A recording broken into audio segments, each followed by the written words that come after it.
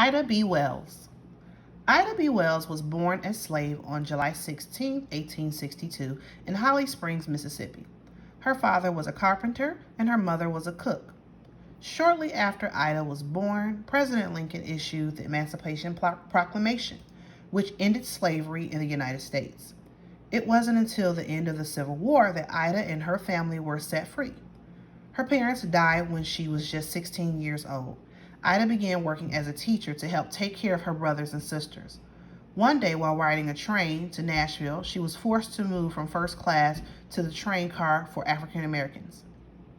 Ida was furious and sued the train company and won a $500 settlement. However, this decision was overturned by the Tennessee Supreme Court. This made Ida furious and led her to start writing about injustice in the South. She started her own newspaper called the Free Speech and wrote articles about racial segregation.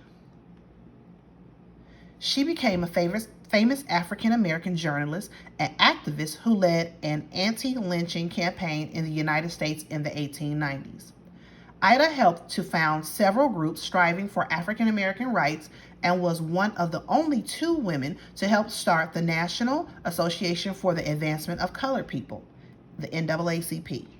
While living in Chicago, she helped to found the first kindergarten for black children.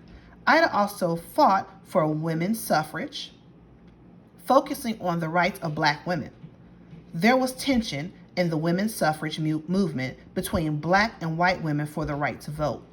Ida worked on urban reform in Chicago and focused on raising her family. She worked on an autobiography that she never finished. Ida B. Wells died in 1931 of kidney disease in Chicago, Illinois.